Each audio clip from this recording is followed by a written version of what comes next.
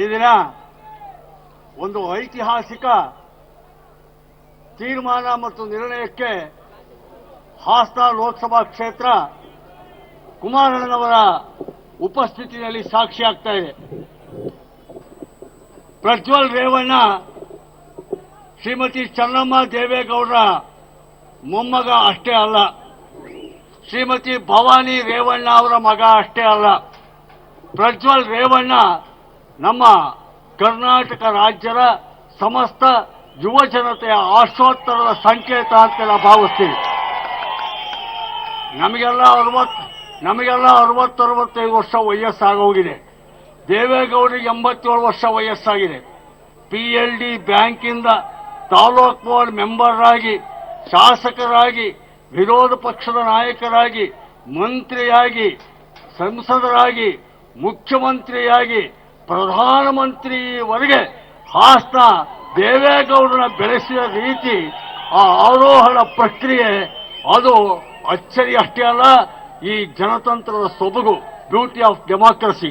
ಇವತ್ತು 29 ವಯಸ್ಸಿಗೆ ಕಾಕ್ತಾಳೀಯ 29ನೇ ವಯಸ್ಸಿಗೆ ದೇವೇಗೌಡರು ಬೆಂಗಳೂರು ವಿಧಾನಸಭೆ ಪ್ರವೇಶ ಮಾಡಿದರು.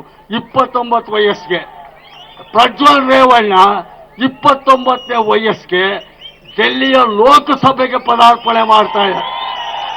ಹಾಗಾಗಿ ಇವತ್ತು ಇದು ಒಂದು ಯೋಗ. ದೇವೇಗೌಡರ ಕುಟುಂಬ ಅಂತಲ್ಲ, ಇದಕ್ಕೆ ಬೇರೆ ಬಣ್ಣಗಳು ಹಚ್ಚಬಾರ್ದು.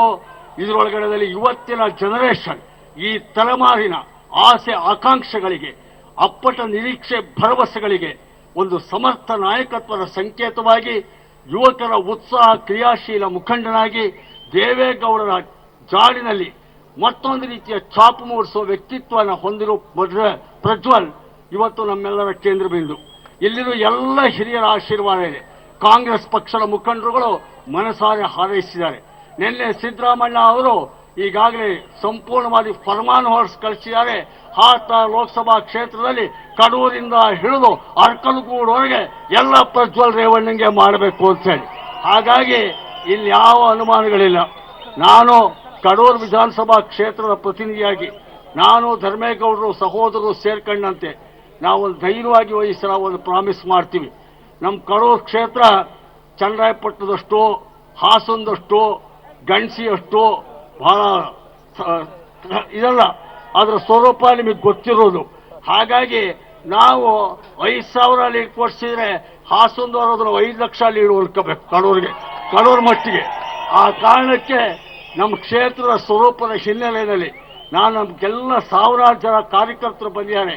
ನಾನು ಧರ್ಮೇಗೌಡರು ಸೇರಿದಂತೆ, ನಮ್ಮ ಪಕ್ಷದ ಮುಖಂಡರುಗಳು ಸೇರಿದಂತೆ, ನನ್ನ ಕ್ಷೇತ್ರದ ಕಡೂರು ಕ್ಷೇತ್ರದ ಎಲ್ಲ ಕಾಂಗ್ರೆಸ್ ಮುಖಂಡರುಗಳನ್ನು ವಿಶ್ವಾಸಕ್ಕೆ ತಗೊಂಡು ಈ ವೇದಿಕೆಯಲ್ಲಿ ಭರವಸೆ ಕೊಡ್ತೀವಿ. ನಾವು ಈ ಸಲ ನಿಮಗೊಂದು ಅನುಮಾನ ಇರ್ಬೋದು, ಕಡೂರು ಏನು ಮಾಡಿಬಿಡುತ್ತೋ, 7 ಗ್ಯಾರಂಟಿ ಕಡೂರು ಏನು ಮಾಡುತ್ತೋ ಅಂತ. 100ಕ್ಕೆ 100 ಕಡೂರು ಕೂಡ ಈ ಸಲ ಪ್ರಜ್ವಲ್ ರೇವಣ್ಣ ಅವರಿಗೆ ಅದ್ಭುತವಾದ ಲೀಡ್ ಕೊಡಿಸುತ್ತೆ ಅನ್ನುವಂಥ ಸಂದೇಶನ ಹೇಳ್ತಾ ಈ ಮಾತಾಡೋಕ್ಕೆ ಅವಕಾಶ ಕೊಟ್ಟಿದ್ದಕ್ಕೆ ವಂದಿಸ್ತೀನಿ. ಅಂದರೆ ಒಂದು, ಮೋದಿ ಅವ್ರದ್ದು ಒಂದೇ ಒಂದು ಹೇಳ್ಬೋದು. ಮೋದಿ ಏನಪ್ಪ ಈ BJP ಸರ್ಕಾರ ಯಾಕೆ ಬೇಡ ಅಂದರೆ ಒಂದು ರಾಜಕಾರಣ ಮೋದಿಕರಣ, ಅರ್ಥ ಇಲಾಖೆ ಅಂಬಾನೀಕರಣ, ಸಾಂಸ್ಕೃತಿಕ ಅಂದರೆ ಅದು ಕೇಸರೀಕರಣ, ಸಂವಿಧಾನ ಬುಡುಮೇಲು ಮಾಡಕ್ಕೆ ಕೊಟ್ಟಿದ್ದಾರೆ. ಸೋಲಶ್ರೀ ಮಾರಾಯಣ, ಆ BJP ಸವಾಸ ಬೇಡ. ನಮಸ್ಕಾರ. ಧನ್ಯವಾದಗಳು. ಹಾಸನದ ಜನತೆ ಪರವಾಗಿ ದತ್ತಣ್ಣನವರಿಗೆ ಹೃದಯಪೂರ್ವಕ ಧನ್ಯವಾದಗಳನ್ನ. ಈಗ ವಿಧಾನ ಪರಿಷತ್ ಸದಸ್ಯರು